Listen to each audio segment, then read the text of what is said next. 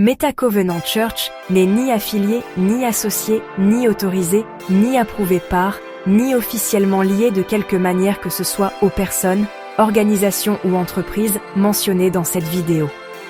Toutes les références faites le sont à des fins éducatives et informatives uniquement et sont protégées par la doctrine de l'usage loyal, section 107 de la loi américaine sur le droit d'auteur, qui autorise l'utilisation limitée de matériel protégé par le droit d'auteur à des fins d'enseignement, de commentaires, de recherche et d'éducation.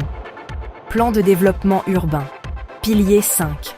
De la pensée à la ville, construire un avenir urbain centré sur le Christ, grâce à l'innovation et à la foi. Introduction, le pouvoir d'une pensée. Les plus grands mouvements de l'histoire humaine ne commencent pas par des structures imposantes ou des déclarations prononcées depuis des palais, mais par des pensées simples et déterminées.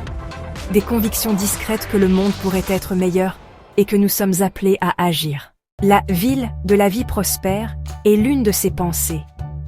C'est une vision née de l'union de la technologie, de la théologie et de la compassion.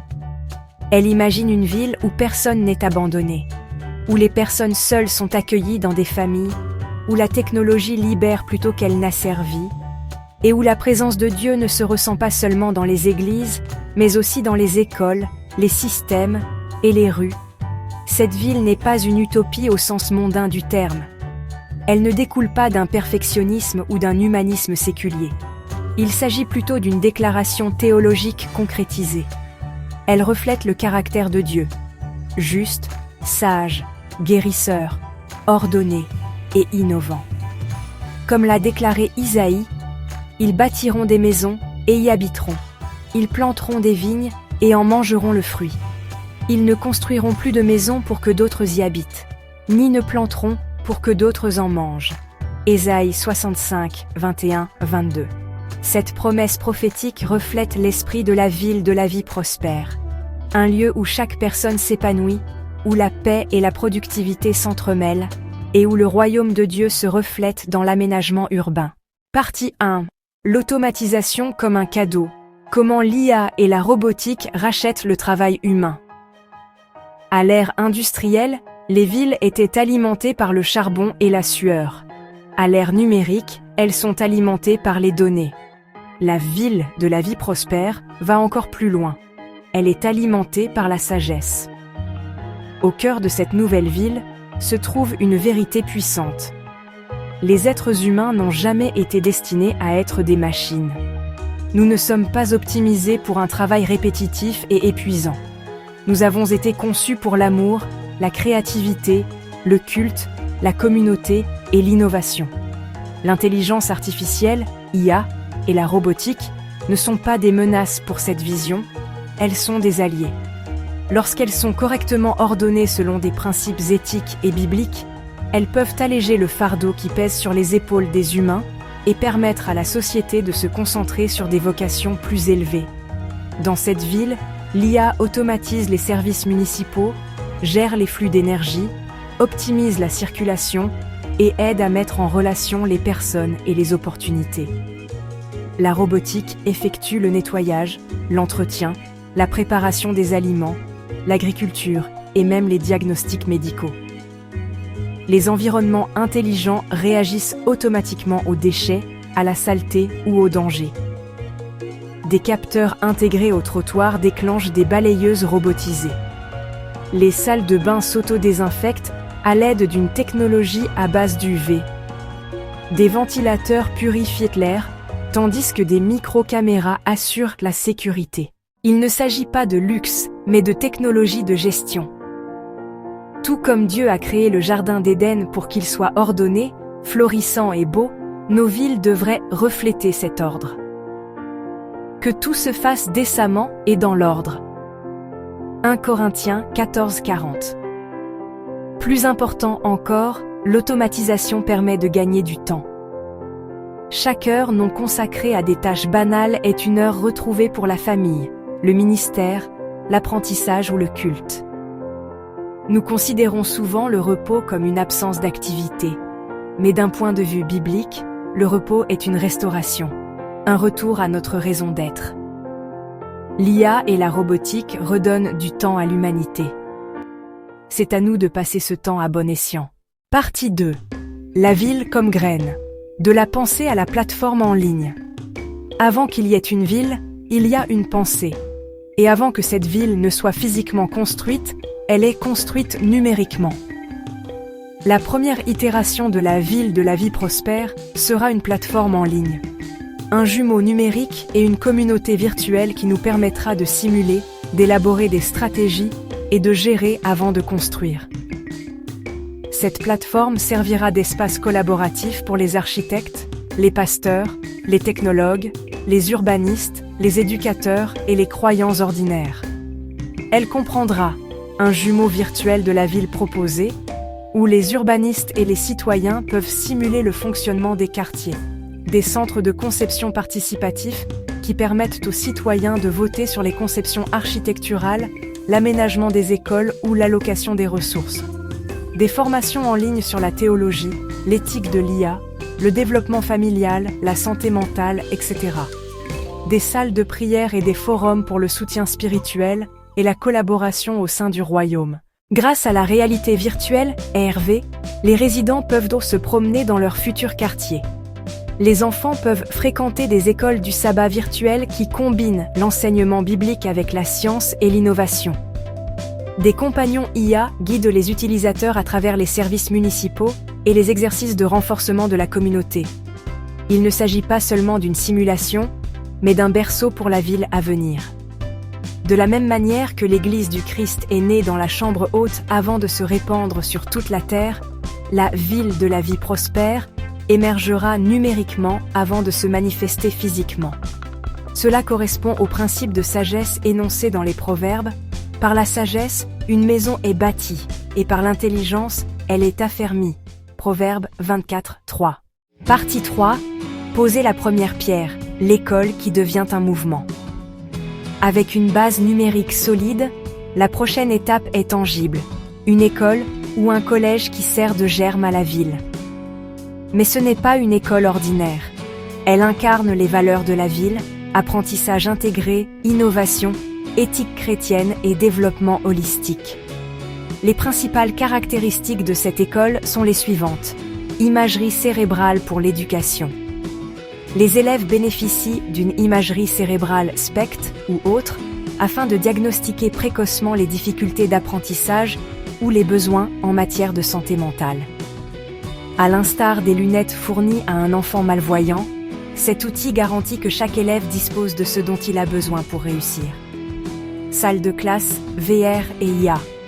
Des cours immersifs en biologie, histoire, écriture sainte et programmation préparent les élèves aux défis du monde réel. Des simulations déclassifiées leur permettent de s'exercer à la prise de décision dans des domaines tels que l'urbanisme, la robotique ou la gestion de crise. Système de soutien fraternel. Sur le modèle des fraternités professionnelles saines, les élèves apprennent l'étiquette, la discipline, le leadership et la maturité spirituelle.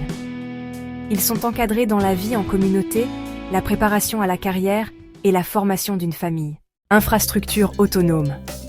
L'école fonctionne grâce à des technologies vertes telles que des jardins verticaux, des micro-réseaux solaires et les systèmes de refroidissement par le ciel nocturne d'Aswat Raman. Les déchets sont compostés sur place. L'architecture intelligente s'adapte aux conditions météorologiques et aux habitudes d'utilisation.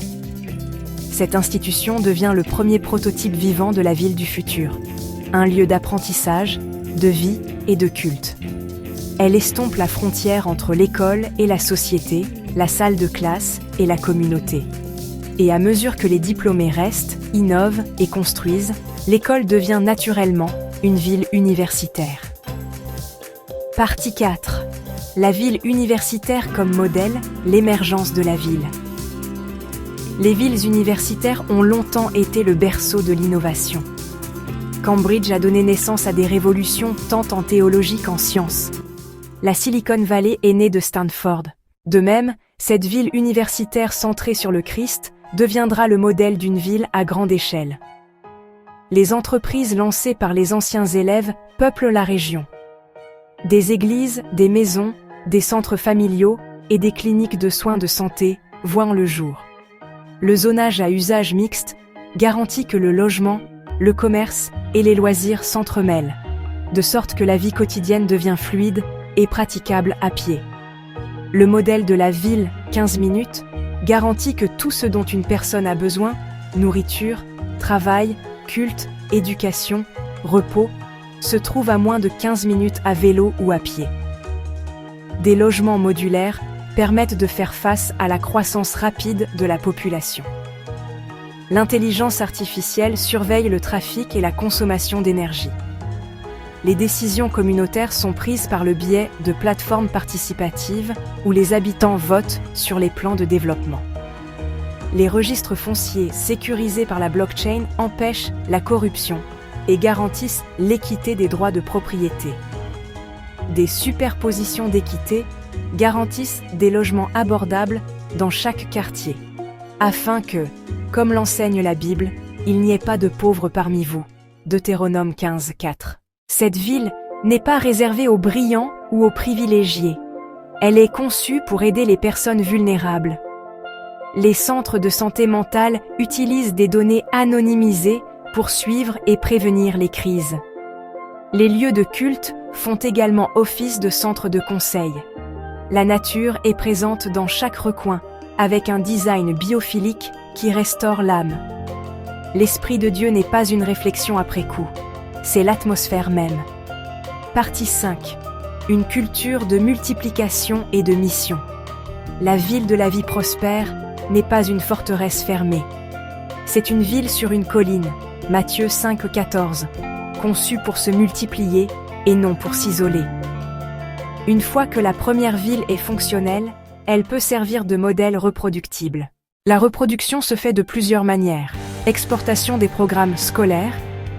Les écoles de la ville créent des programmes scolaires en ligne et en présentiel afin de semer les graines d'écoles similaires dans le monde entier.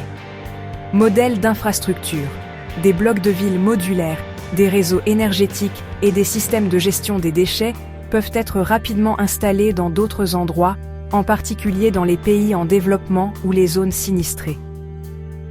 Ingénieurs missionnaires, des croyants formés en théologie et en intelligence artificielle, en médecine et en robotique, sont envoyés dans d'autres parties du monde pour construire, enseigner et former des disciples. Communautés de ville à ville, des groupes de prière interurbains, le partage de ressources et des centres de connaissances garantissent l'unité mondiale et la responsabilité spirituelle. En substance, la ville devient une force apostolique, non seulement en prêchant l'Évangile, mais aussi en construisant physiquement des environnements où il peut s'épanouir. Ce faisant, elle accomplit plusieurs commandements bibliques à la fois.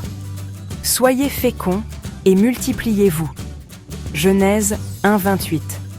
Faites de toutes les nations des disciples. Matthieu 28, 19. Et recherchez la paix et la prospérité de la ville. Car si elle prospère, vous prospérerez aussi. Jérémie 29, 7. Conclusion, un appel aux chrétiens à construire. Dieu a toujours appelé son peuple à construire. L'arche, le tabernacle, le temple, les murs de la ville et enfin l'Église. À chaque époque, les croyants se sont levés pour façonner le monde qui les entourait selon la sagesse divine. Aujourd'hui, cet appel n'est pas différent. La ville de la vie prospère est un modèle pour l'avenir, dans lequel l'innovation et l'intimité avec Dieu coexistent. Ces systèmes sont intelligents, mais ses valeurs sont anciennes. Ses rues sont propres, mais son âme est compatissante. Son énergie est verte, mais son cœur brûle du feu de l'Évangile. Les chrétiens ne sont pas appelés à se retirer du monde, mais à le diriger. Non par orgueil, mais par conviction. Non par coercition, mais par invitation. Nous devons montrer au monde que les meilleures villes ne sont pas construites uniquement avec du béton et des codes, mais avec la foi, la sagesse et l'amour. Levons-nous donc en tant que bâtisseurs, ingénieurs et pasteurs, programmeurs et prophètes, designers et disciples. Faisons le premier pas, de la pensée à la plateforme, de la plateforme à l'école, de l'école à la ville. Car le royaume de Dieu n'est pas seulement proche, il est destiné à être construit ici. Puis je vis la ville sainte, la nouvelle Jérusalem, qui descendait du ciel, de chez Dieu. Et j'entendis une voix forte venant du trône qui disait « Voici, la demeure de Dieu est maintenant parmi les hommes, et il habitera avec eux. » Apocalypse 21, 2, 3. Si vous avez trouvé ce contenu utile, n'hésitez pas à l'aimer, à vous abonner et à le partager avec d'autres. Vous pouvez également concrétiser vos convictions en vous rendant sur metacovenantchurch.com et en faisant un don du montant de votre choix sur notre page dédiée. Les recettes seront directement utilisées pour concrétiser cette vision. Merci de votre soutien qui nous aide à construire un avenir meilleur.